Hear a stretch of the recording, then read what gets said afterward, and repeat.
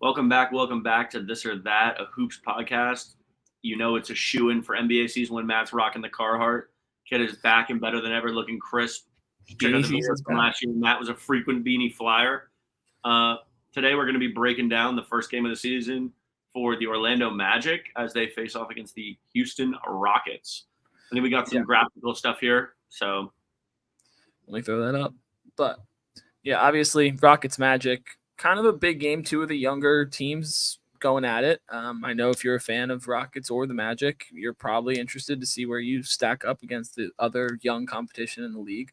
Obviously, Rockets added some vets in Dylan Brooks and Fred VanVleet, but the Magic had a great draft, and so did the Rockets, to be fair. But let's just get into their stuff from last year, and then we'll go more about our prediction for the game, how we think it's going to go, and all that stuff. But starting off with the Rockets, these stats are very, very ugly, but they were 22 and 60. They had an offensive rating of 110.5, and they were ranked 27th out of 30. Defensive rating 118.6, ranked 29th out of 30, and net rating negative 8.1, ranked 29th out of 30. Ugly, ugly, ugly. I think all of this is going to change in a relatively drastic way. I think adding Fred VanVleet and Dylan Brooks is going to, one, just boost the offense in general, because while they both shoot a lot and their percentages aren't great, the offense with those two guys on the floor is going to just be better because it will run smoother, like just in general. Then the defensive rating, you got guys like Cam Whitmore, Dylan Brooks, who, for all we clown on him, is a pretty solid defender. We do like to take jabs at D. Brooks over here at TOT, but he's a decent defender. He's a good on-ball defender. I don't know if he's a great help or weak side defender, but he can lock somebody up every once in a while for sure. Yeah, he'll be the guy that probably guards the other team's best scoring wing every night, and which is a guy you need to have. It's something that a lot of teams are missing, and the Rockets have it. All those videos of Dylan Brooks in the offseason, don't fall victim to those, though. TOT faithful, he still looks like a Lego guy.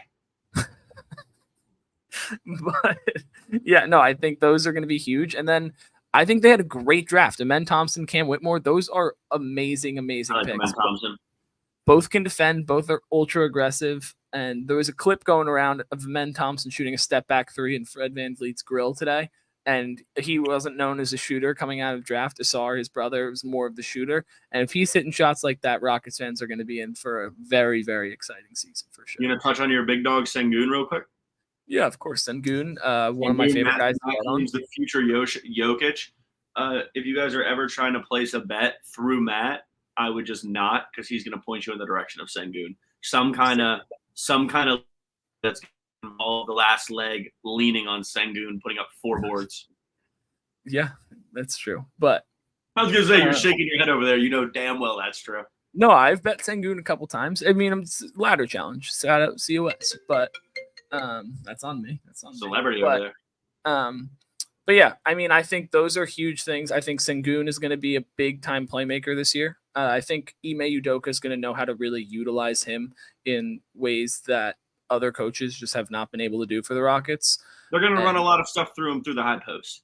Yeah, absolutely. I think he's going to be like a guy that they kind of semi-run the offense through, because he's honestly their best passer on the team. Probably is. Maybe Amen is now, but VanVleet. He's not a good passer in comparison. He's an NBA point guard. He's a good passer. He's okay, fine, but in the grand scheme of the NBA, he's not the best passer. I never said that.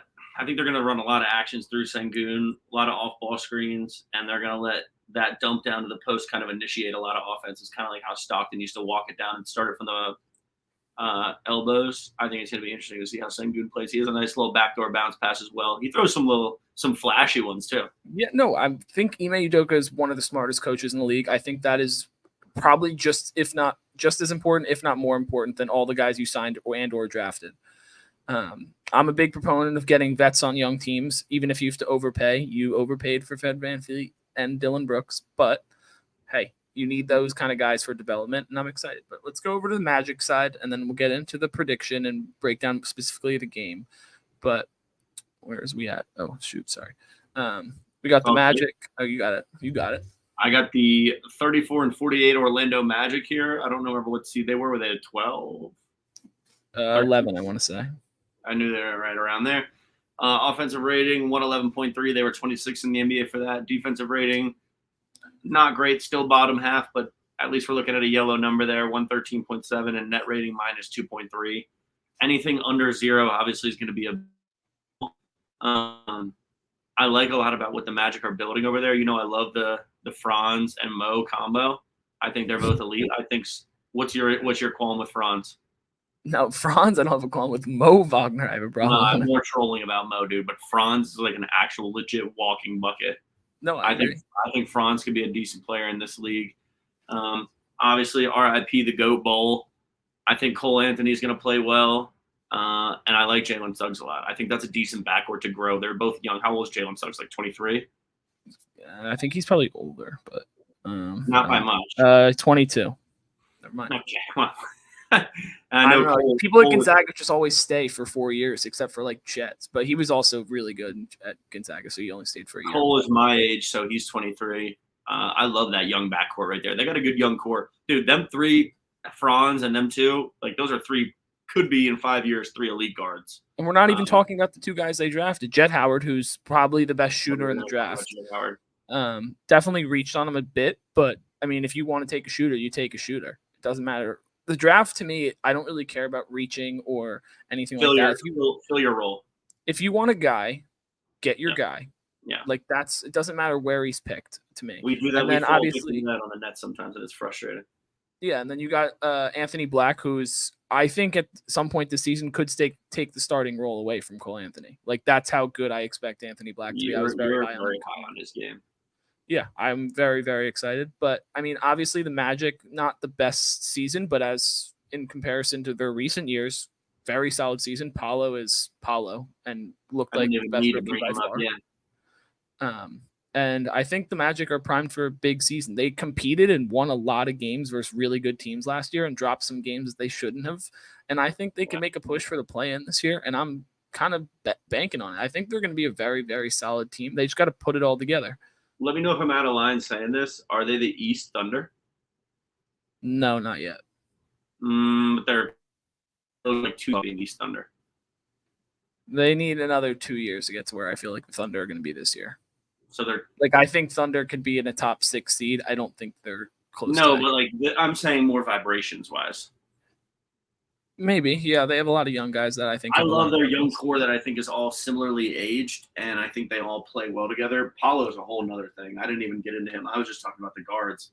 He's a ridiculous talent. Two-way guy, strong, wide, concise, can score on multiple levels. He seems level-headed. He can control the offense. He controls the pace. He kind of gives me like LeBron vibes, like game breaker vibes. One of those guys who can control the refs as well. Obviously, hasn't had much time to show anything about it yet. But his game is phenomenal. I like him a lot. I was down on him just being a hater, and now I'm high on him after last year. Yeah. All right, let's get into the actual preview.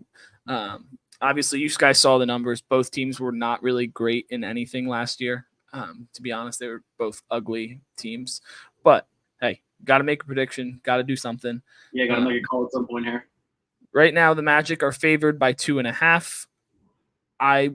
In my opinion, I lean Rockets in this game just because I think the veteran part of it is going to be a big factor. And I think the Rockets just have a lot more guys that can rotate from the wing than the Magic do. And I think, obviously, you have Franz and Paolo, but I don't think they're as good as defenders that the Rockets can do. And I think that Ime Udoka is going to have these guys ready from the jump. That's more where I'm coming from. I think they're going to outcoach. Ime's going to outcoach them. They're a little bit deeper, the Rockets, and I feel like they have a little bit more, not experience, obviously, because they're both young teams that are inexperienced, but just even having 1 or 2 veteran guys, they don't want to lose their first game of the season, especially like trying to make an impact on a new squad. I would lean Rockets too, and I think, are they plus money? Yeah, plus 2.5. I don't know what the money line is, but they're plus 2.5. I don't think that's a bad bet at all. I don't know if we're going to give it a TOT lock, but I think that's a good bet. I think you can also bet for a Sengun 14, 10, and 6. Yeah, probably something like that. But I want to get more into the X's and O's of the game. I think that on the perimeter, I think that Fred VanVleet's going to have a huge day. I don't think the Magic have really any they would be plus guard. plus perimeter defenders at the guard position. Suggs and is allegedly all right, but No, yeah, but like Fred VanVleet's an older guy. He knows how to expose that. He's been in the finals. He's won a championship. Like he knows what to do to expose guys, and I think that's going to be a huge thing. And I also just think the aggressiveness of Cam Whitmore is going to cause problems for the Magic. you're very high on him. I am. He played great in summer league. Like I was like genuinely shocked. I wanted him to go. I thought he was going to go 5 in our mock draft. He had him going 5. He went like 20. He was one of the guys we had going high. But I'm just looking up and down the roster. They don't have any really strong bigs like Goga Bigdate. I know I'm butchering that name, but like they just don't have any true bigs. Like Paolo's like plays the biggest out of everyone. He doesn't really play big to me. Huh? Is he 6'8" or 6'10"? 6'9", I want to say, but I'm not sure on the. I'm not a height guy, but I think the Magic are going to try and do a lot. It's going to be interesting to see how they play that lineup. They have a lot of guys, or I wouldn't say starting NBA caliber players, but for the roster, they have a lot of guys who could start. So I think it's going to be interesting just to see what lineups they put out there and how they match up with the Rockets. I think the Rockets, like as bad as they're probably going to be, still have a lot of diverse scoring threats. And it's going to be interesting to see how the Magic like combat that.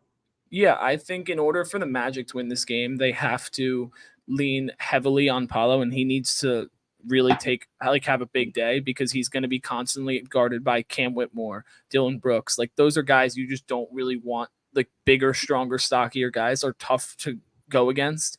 And I think I think Paolo's more than equipped to be able to handle it, but initially much 30 for sure. Yeah, but going into the season, I can definitely see how I would give the edge to the Rockets. I think it's going to be a really good game. I think it's going to be entertaining as hell. If I'm a fan, I'm not a fan of either of these teams, but I'd be very encouraged to see where this game plays out. And hey, it's going to be an interesting battle, dude. And I think these are two teams to keep an eye on. Not like a sneaky, good standings or good record team, but I think they're just going to be fun teams to watch. It's always fun to watch young guys who are similarly aged with a tight core, who are on the same page. I think, especially, I'm leaning Magic on that. I think the Magic are going to be fun to watch. Yeah, no, the Magic are definitely going to be a fun team, but in this game, I'm leaning Rockets.